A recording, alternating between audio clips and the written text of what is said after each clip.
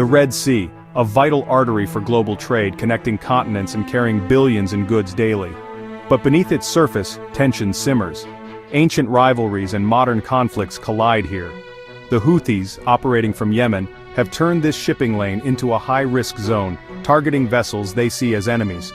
Every ship now enters with heightened alert as the world watches, knowing a single spark could ignite a wider conflict. Disruption here means global consequences: supply chain chaos, rising fuel prices, economic instability. The stakes are global, not just regional. The Houthis' attacks are bolder and more frequent, directly challenging international law and freedom of navigation. In response, the US and allies have deployed powerful naval and air forces, Operation Prosperity Guardian, to keep the sea lanes open. But in the Red Sea, the line between deterrence and open conflict is razor thin. This is a ticking time bomb.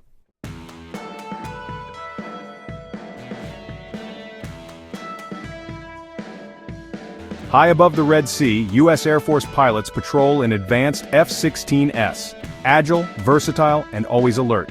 Their mission: protect the fleet below, intercept threats, and provide real-time intelligence. Every patrol is a test of endurance and focus, with pilots scanning for danger from land or sea.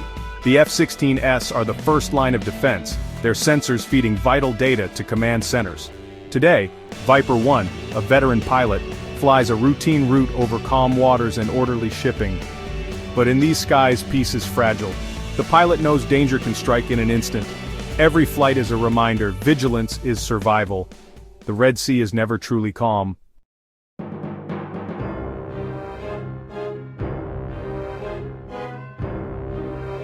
Suddenly, alarms blare in Viper 1's cockpit.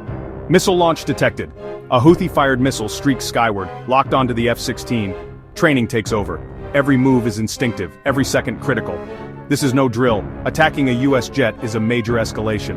The pilot must outmaneuver the missile, fighting for survival and now at the center of an international crisis. Below, ships sail on, unaware of the deadly duel above. For the pilot, the world shrinks to the cockpit, a desperate fight for life. The next seconds will decide everything. Skill, technology, and willpower are all that stand between life and death. The peaceful patrol has become a battle. The attack has begun.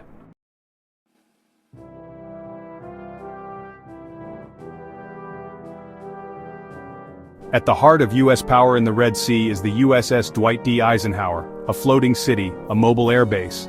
Its flight deck is a non-stop ballet of jets and helicopters, launching sorties every 30 seconds. Over 5,000 crew keep this war machine running, day and night. The Eisenhower's Air Wing, FA-18 Super Hornets, EA-18G Growlers, E-2 Hawkeyes, forms a lethal, integrated force. This carrier strike group is a clear message: the U.S. will not tolerate threats to shipping or allies. Its mission is deterrence, not conflict, but its strength is undeniable. Every jet launched is a reminder of the power ready to defend the Red Sea. The Eisenhower stands guard at one of the world's most critical crossroads. Peace here is enforced by presence.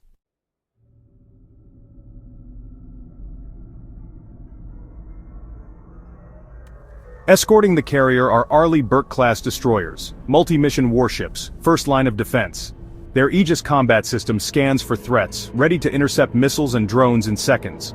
Armed with standard missiles, these ships can knock out enemy projectiles from miles away. Crews train relentlessly, living in a state of constant readiness. The Combat Information Center is the ship's nerve center, monitoring every blip on the radar. These destroyers have already intercepted dozens of Houthi-launched threats, proving their effectiveness. Each engagement is a victory, and a reminder of the persistent danger. The Houthi arsenal grows more sophisticated, attacks more frequent. For these sailors, it's a daily battle of wits and technology. The fight for the Red Sea is real, and it's happening now.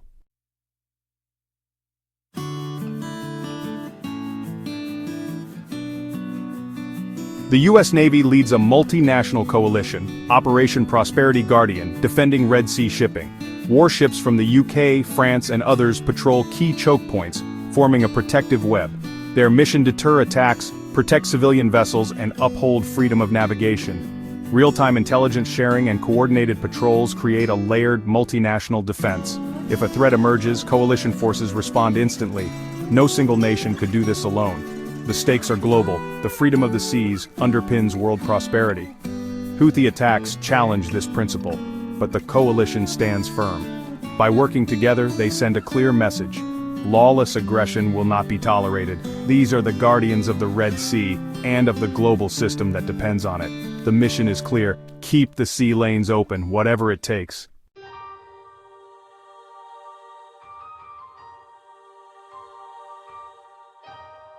The Red Sea is a vital global trade route, connecting the Mediterranean to the Indian Ocean. 12% of world trade and millions of barrels of oil pass through here daily. Disruption sends shockwaves worldwide, raising prices and threatening energy security. That's why nations fiercely protect it. This waterway is a flashpoint for global power and stability.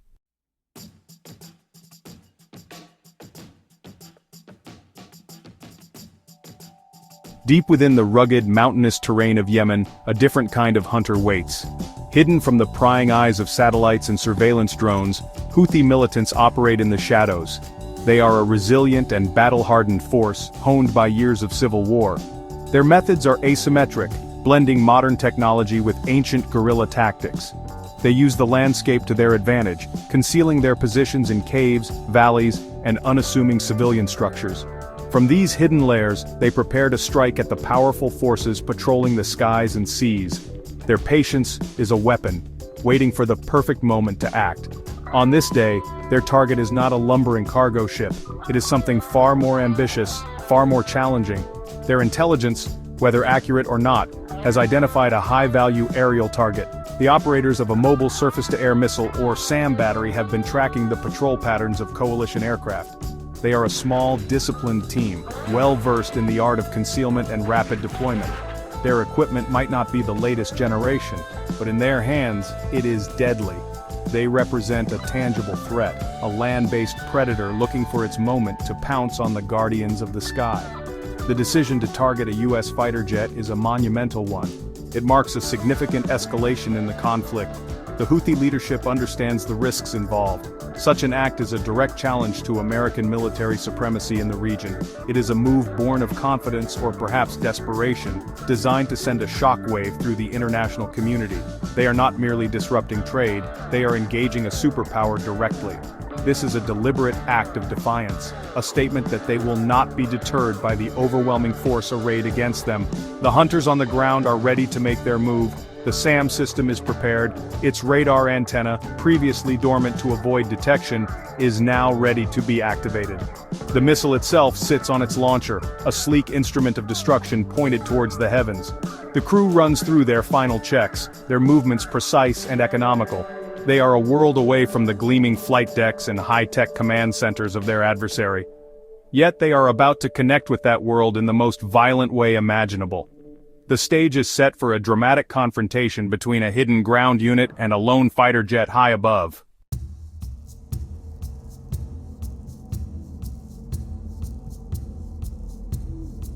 For the Houthi command, this attack is a calculated risk with potentially high rewards. For weeks they have targeted commercial shipping, but now they aim higher, a US F-16. A successful strike would be a propaganda victory, but attacking a US military asset is a clear act of war. The order is given, the crew prepares, the world watches as the stakes escalate.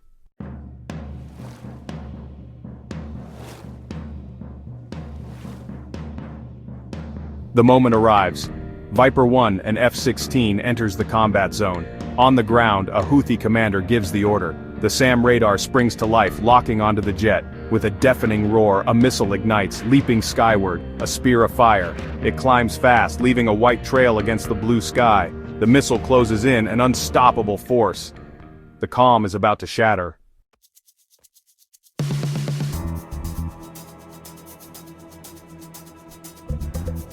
Inside the F-16 cockpit, the first sign of trouble is a feeling, a subtle shift in the electronic environment. The radar warning receiver lights up, detecting hostile radar. A chilling tone sounds. The pilot is being targeted.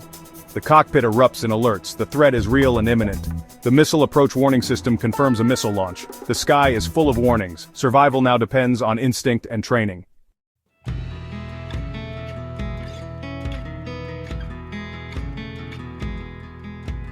The pilot of Viper 1 reacts on instinct, hands and feet moving with precision. He yanks the F-16 into a high G-turn, the world blurring outside the canopy. This is a desperate life-or-death dance against a supersonic missile. The brake turn forces the missile to bleed energy. It's a brutal ballet, pilot and jet as one, defying the odds above the Red Sea.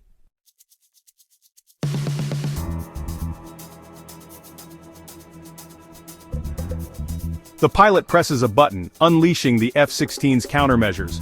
Flares ignite, burning hotter than the engine, fooling heat-seeking missiles. Chaff bursts out, creating a shimmering radar-reflective cloud to confuse radar-guided threats. With perfect timing, the pilot maneuvers, filling the sky with decoys. It's a storm of confusion. Now, all he can do is watch his sensors and hope his defenses hold.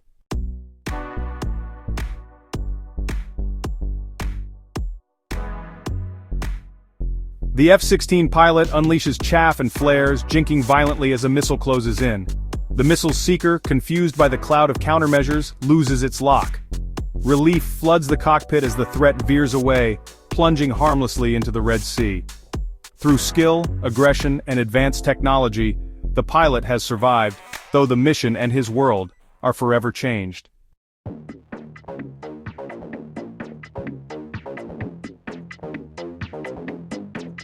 With the threat neutralized, the pilot's role shifts. The hunter becomes the hunted, then the hunter again. The Houthi SAM site revealed its position. Now, the F-16 and allied systems track the source. Command relays the data. A new target package forms. The US response is already in motion. The dynamic has flipped. The failed attack has made the SAM site the new target.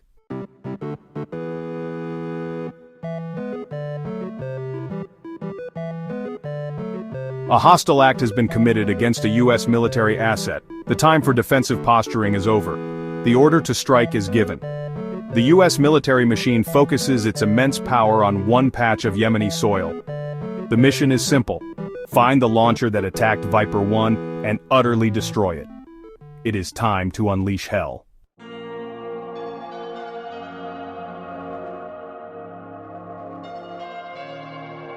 The first wave of the response will come from the sea. Deep within the vertical launch cells of an Arleigh Burke-class destroyer, a Tomahawk land attack missile is prepared for launch. This is the United States Navy's premier long-range precision strike weapon. It's a subsonic cruise missile, capable of flying hundreds of miles at extremely low altitudes, hugging the terrain to avoid radar detection. The target coordinates, painstakingly confirmed by the intelligence network, are uploaded into the missile's guidance system. In the ship's Combat Information Center, the crew completes the final firing sequence. The time for retaliation has come. With a tremendous roar and a blast of smoke and fire, the Tomahawk missile erupts from its launch cell. A powerful rocket booster propels it high into the air, clear of the ship. Just a few seconds into its flight, the booster falls away, and small wings deploy from the missile's body. A turbofan engine ignites, and the Tomahawk settles into its cruise phase, dropping low over the waves of the Red Sea. It is now an autonomous hunter, following a pre-programmed flight path that will take it over the Yemeni coast. It is the silent, unseen harbinger of destruction, a message of American resolve traveling at 550 miles per hour. The Tomahawk's flight path is a masterpiece of mission planning. It does not fly in a straight line. Instead, its onboard terrain contour matching and GPS systems guide it through valleys and around mountains, making it incredibly difficult for enemy air defenses to detect and engage. It's a patient, methodical weapon, designed to penetrate deep into hostile territory and strike with surgical precision. As it flies, it's completely silent to those on the ground until the very last moments. It's the perfect weapon to initiate the strike, capable of hitting the target without putting any pilots at further risk. On board the destroyer, the crew tracks the missile's progress on their screens. They watch as the small icon makes its way steadily towards the designated target zone. They have unleashed a weapon that will take time to reach its destination, but its arrival is inevitable. This is just the opening salvo in the American response. The Tomahawk is the vanguard, sent to eliminate the primary threat and kick down the door for other assets that will follow. The long-range retaliation has begun, a relentless arrow shot from the bow of the United States Navy.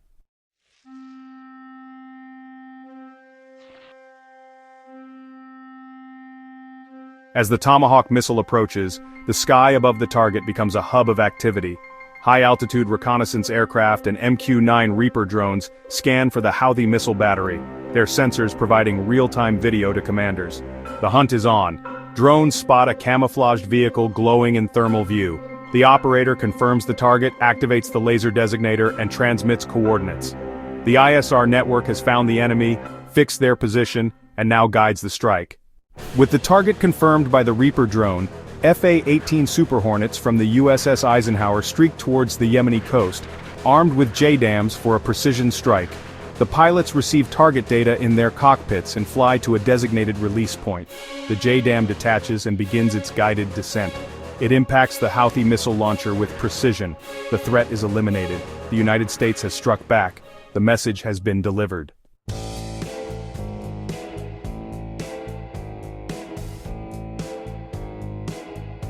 As the smoke clears from the site of the strike, the immediate aftermath of the United States retaliation becomes evident. The Houthi missile launcher, once a symbol of defiance, is now a smoldering wreck. The surrounding area, previously bustling with activity, lies in eerie silence. The swift and decisive response has left a clear message. Any attack on United States forces will be met with overwhelming force. The intelligence and military coordination that enabled this strike underscore the meticulous precision of the American military machine. The dust settles slowly over the barren landscape, marking the end of this violent exchange. High above, the FA-18 Super Hornets begin their journey back to the USS Eisenhower. The pilots, their mission accomplished, maintain a professional calm. They report the successful strike to their command, detailing the destruction of the target. On board the carrier, the mood is one of quiet professionalism. There is no celebration, only a recognition of a job well done. The aircrew and deckhands prepare for the jet's return, each individual knowing their role in the larger mission. This moment of calm is a stark contrast to the intensity of the battle that has just unfolded. On the water's surface, the naval fleet continues its vigilant patrol. The destroyers, with their advanced radar systems, scan the horizon for any further threats. The USS Gravely and its sister ships remain ready, their crews alert and prepared for any scenario. The coordination between the air and naval forces has been seamless, a testament to the training and discipline of the United States military. The Red Sea once again appears calm on the surface, but beneath this calm, a complex web of surveillance and defense mechanisms stands ready to respond to any provocation. The international community watches closely. Allies and adversaries alike take note of the incident and the United States response. The message is clear. The United States military remains a formidable force, capable of swift and decisive action. The Houthis, having underestimated their opponent, are now faced with the ruins of their ambitions. Their attack, intended to assert dominance and instill fear, has instead highlighted their vulnerability.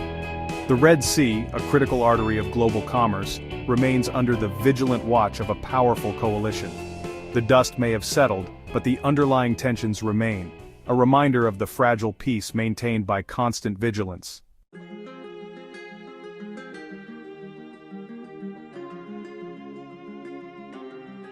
After the operation, the U.S. military reviews every detail, analyzing tactics, refining intelligence, and sharing lessons learned. Pilots and commanders debrief, ensuring knowledge gained is shared across the force. The strike impacts Houthi capabilities, but threats persist in Yemen's complex landscape. Coalition forces reaffirm their commitment to security, as the U.S. remains vigilant and adaptive.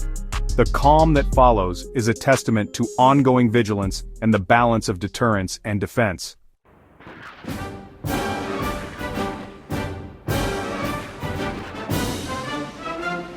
The missile launch over the Red Sea was met with swift, decisive action, showcasing the readiness and resolve of the United States military. F-16 pilots, advanced technology, and coordinated power turned defense into dominance.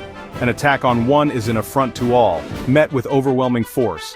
As the sun sets, the enduring watch continues, peace maintained by strength and vigilance. The calm endures, guarded by those who stand ready day and night.